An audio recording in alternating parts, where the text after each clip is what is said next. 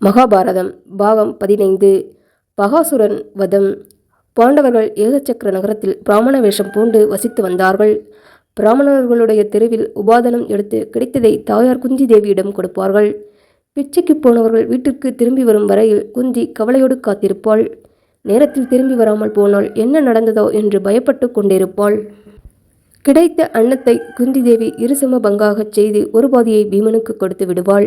மற்ற பாதியை தாயாரும் 4 சகோதரர்களும் சேர்ந்து 5 பங்காக செய்து சாப்பிட்டு வந்தார்கள். பீமன் வாயு பகவானுடைய அம்சம் ஆனபடியால் அவனுக்கு பலமும் அதிகம், பசியும் அதிகம். பீமனுக்கு விருகோதரன் என்றும் பெயர் உண்டு. ஓநாயின் வயிற்றைப் போல் சிறியதும் எளிதில் திருப்திப்படாததுமான வயிற்றை உடையவன் என்று இதற்கு பொருள். பீமசேனனுக்கு ஏகசக்கரபுரத்தில் அகப்பட்ட பீஷாண்ணம் எவ்விதத்திலும் திருப்தியாக இருக்கவில்லை. நிறம் மாறியும் இளைத்தும் போனான்.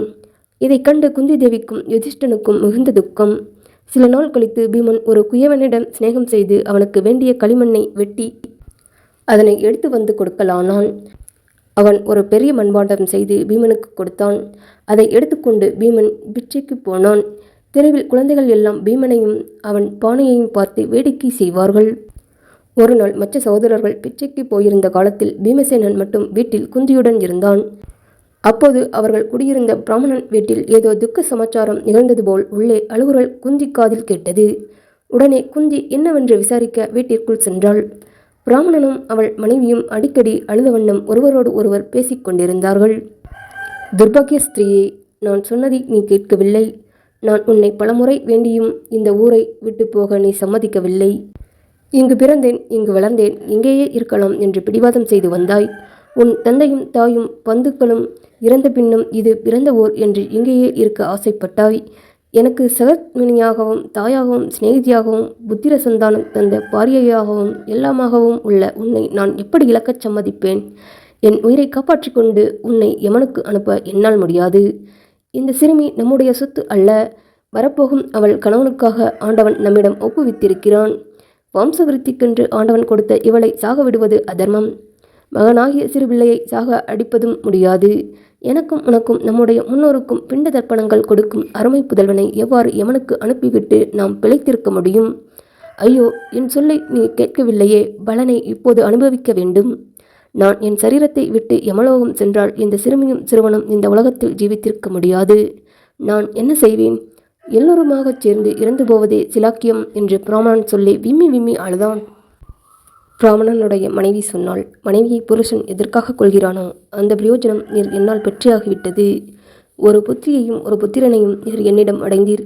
என் கடனை நான் தீர்த்து விட்டேன். குழந்தைகளை வளர்ப்பதற்கும் காப்பதற்கும் உமக்கு சக்தி உண்டு. நீர் இல்லாமல் என்னால் அது செய்ய முடியாது. வெளியில் போடப்பட்ட மாமிசத்தை பறவைகள் தூக்கி போவது போல காத்து கொண்டிருக்கின்றனவோ அவ்வாறே புருஷன் இல்லாத ஸ்திரீயை எல்லா ஜனங்களும் ஏமாற்ற விரும்புகின்றனர். துஷ்ட ஜனங்கள் நிறைந்திருக்கும் இந்த உலகில் அனாதையான பெண் வாழ்வது கஷ்டம். நெய்யில் நனைக்கப்பட்ட துணியை நாய்கள் எப்படி பிடித்திழுக்குமோ அப்படி நாதன் இல்லாத பெண்கள் துஷ்டர்கள் கையில் சிக்கிக்கொண்டு 4 பக்கத்திலும் இழுக்கப்பட்டு அலைவார்கள். நாதனற்று போன இந்த குழந்தையை நான் சரியாக வளர்த்து காப்பாற்றுவது முடியாத காரியம். குளத்தில் ஜலம் வற்றி போனால் மீன்கள் எவ்வாறு அழியுமோ அவ்வாறு இந்த குழந்தைகள் இருவரும் நாசமடைவார்கள். அரக்கனுக்கு என்னை கொடுத்து விடுவது மேலாகும். புருஷன் இருக்கும்போது ஸ்திரீயானவள் பரலோகம் அடைவதே பெரும் பாக்கியம். இதுவே சாஸ்திரம். எனக்கு விடை கொடும். என் குழந்தைகளை காப்பாற்றும். நான் விரும்பினவற்றை அனுபவித்தாயிற்று. தர்மானுஷ்டானம் செய்தேன். உமக்கும் பணிவிடை செய்ததினால் புண்ணிய லோகம் பெறுவேன். மரணம் எனக்கு பயம் தரவில்லை. நான் போன பின் நீர் வேறொரு ஸ்திரீயை அடைய முடியும். நீர் சந்தோஷமாய் என்னை அரக்கனிடம் அனுப்பிவிடும். இவ்வாறு மனைவி சொல்லவும் பிராமணன் அவளை தழுவிக்கொண்டு ஸ்திரீயைப் போல் மெல்லிய குரலில் தானும் கண்ணீர் விட்டழுதான். அன்புள்ளவளே சுந்தரி, இவ்வாறு பேசாதே. இத்தகைய ஞானமுள்ள மனைவியை ஒருபோதும் விடக்கூடாது. புத்தியுள்ள புருஷனுக்கு இவ்வுலகில் ஸ்திரீயை ரசிக்க வேண்டியது முதல் கடமை. எந்த காலத்திலும் விடத்தகாத ஸ்திரீயை நான் அரக்கனுக்கு கொடுத்துவிட்டு ஜீவிப்போனாயின் மகா பாவியாகிய விடுவேன் என்றார். தாயும் தகப்பனும் பேசினதை கேட்டு கொண்டிருந்த மகள், நான் சொல்வதை கேளுங்கள். கேட்டுவிட்டு பிறகு உசிதப்படி செய்யுங்கள். நான் தான் உங்களால் இழக்கத்தக்கவள். என்னை அரக்கனிடம் அனுப்பிவிடுங்கள். என் ஒருத்தியை கொண்டு எல்லாவற்றையும் காப்பாற்றிக் கொள்ள முடியும். ஓடத்தை கொண்டு ஆற்றை தாண்டுவது போல என்னைக்கொண்டு ஆபத்தை தாண்டுங்கள். நீங்கள் பரலோகம் சென்றால் என் சகோதரனான இந்த குழந்தை சீக்கிரம் இறந்து போவான். தந்தையே, நேர் இறந்தால் சிறு பெண்ணாகிய நான் அனாதையாகி விசனத்தில் சிக்கி கஷ்டப்படுவேன். இந்த குலத்திற்கு விமோசனம் தரக்கூடிய நிலையில் நான் இருக்கிறேன். நான் சொல்லியபடி செய்தீர்களானால் என் பிறவி பயனுள்ளதாகும். என்னுடைய நன்மையை கருதியே நீர் என்னை அரக்கனுக்கு அனுப்ப வேண்டும். இவ்வாறு பிரியமான பெண் சொல்ல தந்தையும் தாயும் இருவரும் அவளை தழுவி முத்தமிட்டு அழுதார்கள். எல்லோரும் அழுவதைக் கண்டு குழந்தையாகிய மகன் மலர்ந்த கண்களுடன், அப்பா அழாதே, அம்மா அழாதே, அக்கா அழாதே என்று ஒவ்வொருவரிடமும் போய் சொல்லி அவர்கள் மடியில் உட்கார்ந்தான். பிறகு அவன் எழுந்து அங்கிருந்த ஒரு விறகு குச்சியை கையில் எடுத்து, அந்த ராட்சசனை நான் இதனால் கொன்று போடுவேன் என்று மழலை சொல்லவும் எல்லோரும் சேர்ந்து பெரும் துக்கத்திற்கு இடையில் சிரித்தார்கள். அதுதான் நல்ல சமயம் என்று குந்தி தேவி பேச ஆரம்பித்தாள். இந்த துக்கத்திற்கு காரணம் என்ன? தயவு செய்து சொன்னீர்களானால் ஏதாவது நிர்வகித்து முடியுமானால் நான் செய்வேன் என்றாள். பிராமணன், அம்மணி, உன்னால் என்ன செய்ய முடியும்? இந்த ஊருக்கு அருகில் ஒரு குகை இருக்கிறது. அதில் ஒரு கொடிய அரக்கன் இருக்கிறான். அவன் பெயர் பகாசுரன். மிகுந்த பலவான். அவன் இந்த தேசத்தையும் நகரத்தையும் பிடித்து கொண்டிருக்கிறான்.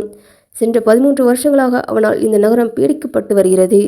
இந்த தேசத்துக்கு அரசனாயிருக்கும் சத்திரியன் பேத்ரகிய நகரத்தில் இருக்கிறான். அவனால் மக்களை காப்பாற்ற முடியவில்லை. இந்த அரக்கன் குகையில் வசித்து கொண்டு ஊரிலுள்ள ஸ்திரீகள், பாலர், விருத்தர்கள் எல்லோரையும் இஷ்டப்படி கொன்று தின்று கொண்டு வந்தான். ஓரார் எல்லோரும் சேர்ந்து ஒரு நியமனம் செய்து கொள்ளும்படி அவனை கெஞ்சி கேட்டுக்கொண்டார்கள். நினைத்தபடி கொள்ளாதே. உனக்கு வேண்டிய மாமிசமும் அன்னமும் தயிரும் சாராயமும் கல்லும் பலவித பானங்களும் பாத்திரங்களில் வைத்து வண்டிக்கு 2 கருப்பு காளை மாடுகளையும் கட்டி வீட்டுக்கு ஒரு மனிதனாக வாரம் ஒரு முறை அனுப்புகிறோம். நீ அன்னத்தையும் மாடுகளையும் ஆளையும் தின்றுவிட்டு மற்றவர்களையும் இம்சிக்காமல் இருக்க வேண்டும் என்று ஊரார் வேண்டிக் கொள்ள அவனும் அங்கீகரித்து அவ்வாறே நடந்து வருகிறது. அது முதல் இந்த பலவானான அரக்கன் மற்ற பகைவர்களிடமிருந்தும் காட்டு மிருகங்களிடமிருந்தும் இந்த தேசத்தை ரசித்து வருகிறான். இந்த உடன்படிக்கையின்படி அநேக வருஷங்களாக நடந்து வருகிறது. இந்த கஷ்டத்திலிருந்து தேசத்தை விடுவிக்க யாராவது எங்கேயாவது ஆரம்பம் செய்தால் அவர்களை உடனே அந்த ராட்சசன் பிள்ளை பெண்களுடன் கொன்று தின்றுவிட்டு அடக்கி வருகிறான்.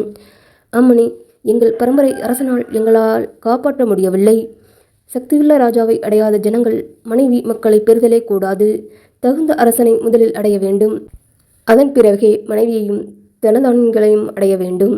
சரியான அரசன் இல்லாவிடில் மனைவி ஏது, தனம் ஏது? இந்த வாரத்தில் அசுரன் தின்றுவிட ஆளை அனுப்பும் முறை இந்த குடும்பத்திற்கு நேர்ந்திருக்கிறது. எங்கேயாவது ஒருவனை விலை கொடுத்து வாங்கி அனுப்புவதற்கு எனக்கு பொருள் கிடையாது. மனைவியையாவது குழந்தையையாவது அரக்கனிடம் அனுப்ப என்னால் முடியவில்லை. எல்லோரையும் கூட்டிக் கொண்டு அரக்கனிடம் நான் செல்வேன். எங்கள் எல்லோரையும் சேர்த்து அந்த பாவி தின்று விடட்டும். அம்மா, நீ கேட்டதனால் உனக்கு சொன்னேன் என்றார். இந்த ஏக சக்கரபுரி கதையில் எவ்வளவு அரசியல் தத்துவங்கள் அடங்கி நிற்கின்றன என்பதை ஆராய்ந்து பார்க்க வேண்டும். குந்தி பீமனுடன் கலந்து பேசிவிட்டு திரும்பி வந்து சொன்னாள், இந்த பயத்திற்காக நீங்கள் துன்பப்பட வேண்டாம். எனக்கு 5 குமாரர்கள் இருக்கிறார்கள். அவர்களில் ஒருவன் இந்த அரக்கனுக்கு இரையை எடுத்துக்கொண்டு செல்வான் என்றான். பிராமணன், ஐயோ கூடாது. அதிதியாக வந்திருக்கும் உன் மகனுடைய உயிரை எனக்காக பலி கொடுக்க நான் ஒப்ப மாட்டேன் என்றான். குந்தி, பிராமணரே, பயப்படாதீர். என் மகன் மந்திர சக்தி பெற்றவன். அந்த அரக்கனை கொன்று வருவான். இவன் அரக்கர்களை கொன்றதை நான் பார்த்திருக்கிறேன். ஆனால் இதை நீங்கள் யாரிடத்திலும் சொல்லக்கூடாது.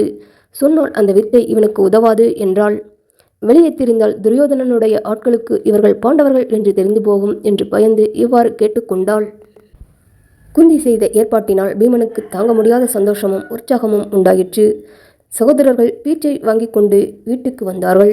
பீமசேனன் முகத்தில் புதிய ஒரு மகிழ்ச்சி குறிப்பை கண்ட தர்மபுத்திரன், பீமன் ஏதோ சாகசம் செய்ய எண்ணியிருக்கிறான் என்று ஊகித்து குந்தியிடம் போய், அம்மா, பீமன் ரொம்ப சந்தோஷமாக இருக்கிறானே, அவன் என்ன செய்ய போகிறான், என்ன யோசித்திருக்கிறான் என்று கேட்டான். குந்தி விஷயத்தை சொன்னாள். யுதிஷ்டன், இதென்ன செய்யக்கூடாத சாகசத்தை செய்கிறாய்? பீமனுடைய வலிமையை ஆதாரமாக கொண்டு நாம் சிந்தையேற்று தூங்குகிறோம். வஞ்சர்கள் பருத்தி கொண்ட ராஜ்யத்தை இவனுடைய பராக்கிரமத்தால் அல்லவா மறுபடி அடையப் போகிறோம். அதைத்தானே நாம் எதிர்பார்க்கிறோம். பீமனால் அல்லவா நாம் அரக்கு மாளிகையில் தீக்கு இரையாகாமல் தப்பினோம். இந்த பீமனை இழப்பதற்கு வழி தேடினாயா? துயரங்களில் மனம் நொந்து போய் புத்தியை இழந்து விட்டாய் போலிருக்கிறது என்றான். யுதிஷ்டன் இவ்வாறு சொல்ல குந்தி தேவி, யுதிஷ்டனை, இந்த பிராமணர் வீட்டில் நாம் பல நாள் சுகமாக வாழ்ந்திருக்கிறோம், வசித்திருக்கிறோம். மனிதர்களாக பிறந்தவர்களுடைய கடமையையும் லட்சணமும் உபகாரத்துக்கு பிரதி உபகாரம் செய்வதே ஆகும். பீமனுடைய பராக்கிரமத்தை நான் அறிவேன். நீ பயப்பட வேண்டாம். வாரணாவதத்திலிருந்து நம்ம அனைவரையும் தூக்கி வந்த பீமன் இழுமனையும் கொன்றபின் பீமன் இவன் உயிரை பற்றி எனக்கு பயமில்லை. இந்த குடும்பத்துக்கு உதவுவது நம்முடைய கடமை என்றாள். பிறகு நகரவாசிகள் பல வகை மாமிசங்களோடு சேர்ந்த அன்னத்தையும் குடங்கள் நிறைய தயிரும் பானங்களும் வண்டியில் வைத்துக்கொண்டு பிராமண வீட்டண்டை வந்தார்கள். 2 கருப்பு காளைகள் பூட்டிய அந்த வண்டியில் பீமன் ஏறி அரக்கனுடைய குகைக்கு சென்றான். பாத்திய முழக்கத்துடன் வண்டி சென்றது.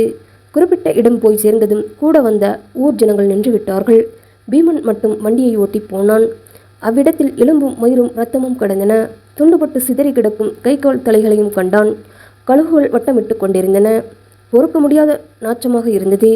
பீமன் வண்டியை நிறுத்திவிட்டு போஜன பண்டங்களை எல்லாம் அவசர அவசரமாக சாப்பிட ஆரம்பித்தான்.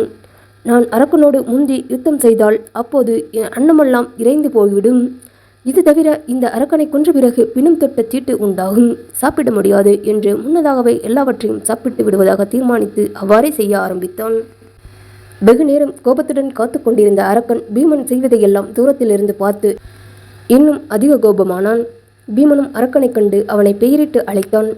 பெரிய சரீரமும் அடர்ந்த மீசையும் தாடியும் தலைமயிரும் காது வரையில் அகன்ற வாயும் கொண்ட அந்த பயங்கரமான அரக்கன் பீமனை தூக்கிச் செல்ல ஓடி வந்தான்.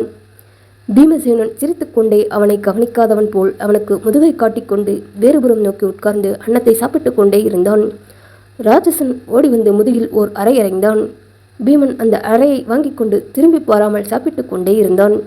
பிறகு குடத்தை எடுத்து தயிரையும் கொடுத்துவிட்டு வாயை துடைத்து கொண்டு எழுந்து ராட்சசனை திரும்பி பார்த்தான். அதன் மேல் இருவருக்கும் பெரிய யுத்தம் நடந்தது.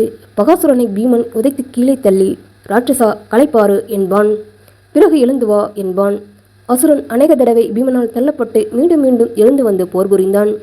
முடிவில் பீமன் அரக்கனை கீழே தள்ளி முதுகின் மேல் முழங்காலை வைத்து அவன் எலும்பை முறித்தான். அசுரன் பயங்கரமான சத்தம் செய்து வாயில் ரத்தம் கக்கிக் கொண்டு உயிர் நீத்தான். பிணத்தை பீமன் இழுத்து வந்து நகரத்தின் கோபுர வாயிலில் போட்டுவிட்டு பிறகு பிராமணனுடைய வீட்டுக்கு போய் ஸ்நானம் செய்து தாயாரிடம் நடந்ததை சொல்லி அவளையும் ஊராரையும் மகிழச் செய்தான்.